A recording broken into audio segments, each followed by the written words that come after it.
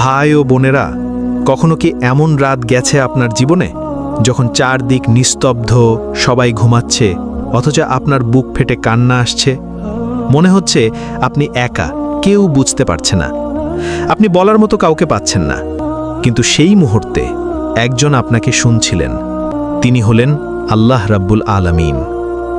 এক যুবক ছিল, নাম ইউসুফ। মানুষ তাকে হাসি খুশি ভাবত, কিন্তু অন্তরে সে ছিল ভীষণ ভাঙা। চাকরির পরীক্ষায় বারবার ব্যর্থ, পরিবারে ঝগড়া, প্রিয়জনের অবহেলা, বন্ধুরা তাকে গুরুত্ব দিত না। প্রতিদিন সে মানুষের সামনে হাসত, কিন্তু রাতে একা হয়ে কাঁদত।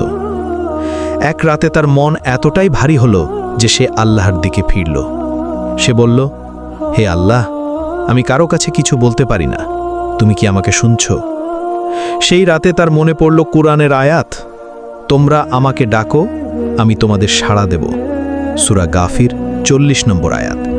আরেকটা আয়াত, আমি আমার বান্দার ডাকে সাড়া দেই যখন সে আমাকে ডাকে। সূরা বাকারা 2 নম্বরের 186 নম্বর আয়াত। ইউসুফ মনে মনে বলল, তাহলে আমি একা নই, আমার প্রতিটি কান্না আল্লাহ শুনছেন। সে সিজদায় লুটিয়ে পড়ল, অশ্রু ঝরালো আর শুধু বলল, হে আল্লাহ, তুমি থাকলেই আমি যথেষ্ট। কষ্টের পরীক্ষা। ইউসুফের কষ্ট সাথে সাথে শেষ হয়নি, বরং কয়েকদিন পর সে আরও বিপদে পড়ল। বন্ধুর কাছ থেকে প্রতারণা, ঘরে অভাব, মানুষের উপহাস। তবুও সে দমে গেল না। প্রতিটি রাতে কান্নার মাঝে বলতো, হে আল্লাহ, আমি জানি তুমি পরীক্ষা নিচ্ছ, আমি ধৈর্য ধরব। রাসূল সাল্লাল্লাহু আলাইহি ওয়াসাল্লাম বলেছেন, মুমিনের অবস্থা আশ্চর্যজনক, তার প্রতিটি অবস্থা তার জন্য কল্যাণকর। মুসলিম। ইউসুফ সেই কথায় ভরসা পেল। একদিন হঠাৎ ফোন এলো। এক পুরনো বন্ধু বলল, ইউসুফ, একটা চাকরির সুযোগ আছে, তুমি চেষ্টা করো। সে আবেদন করল, ইন্টারভিউ দিল, আর আল্লাহর রহমতে চাকরি পেয়ে গেল। ইউসুফ বুঝল, সেই রাতগুলোতে যখন আমি কেঁদেছিলাম, কেউ জানত না, কিন্তু আকাশের মালিক জানতেন। তাই তিনি দরজা খুলে দিলেন। এক সাহাবীর কাহিনী।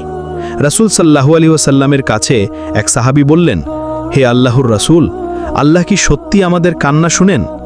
রাসূল বললেন, আল্লাহ তোমাদের অন্তরের ফিসফিসানিও শোনেন। আবার এক মহিলা কোরআনের ইতিহাসে আছেন। তিনি স্বামীর সাথে ঝগড়ার অভিযোগ নিয়ে রসুলের কাছে আসেন। তার কান্না আল্লাহ শুনলেন, সাথে সাথে আয়াত নাজিল হলো, আল্লাহ শুনেছেন সেই মহিলার কথা যে তোমার স্বামীর ব্যাপারে অভিযোগ করছে। সূরা মুজাদিলা 58 নম্বর আয়াত। এগুলো প্রমাণ করে আল্লাহ কখনো বান্দার কান্না অগ্রাহ্য করেন না। ভাই ও বোনেরা, এই গল্প থেকে আমরা কি শিখি? মানুষ না শুনলেও আল্লাহ প্রতিটি কান্না শুনেন। রাতের নিস্তব্ধতাই হলো আল্লাহর কাছে সবচেয়ে কাছে যাওয়ার সময়।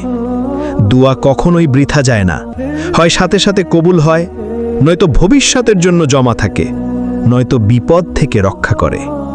মনে রাখবেন, যে রাতগুলোতে আপনি ভেবেছিলেন আপনি একা, আসলে আপনি একা ছিলেন না, কারণ আল্লাহ তখনও আপনার সাথে ছিলেন। শেষে বলি, আজ রাতে যখন ঘুমাতে যাবেন, সিজদায় একটু কেঁদে নিন, হয়তো সেই অশ্রু আসমানের দরজা খুলে দেবে।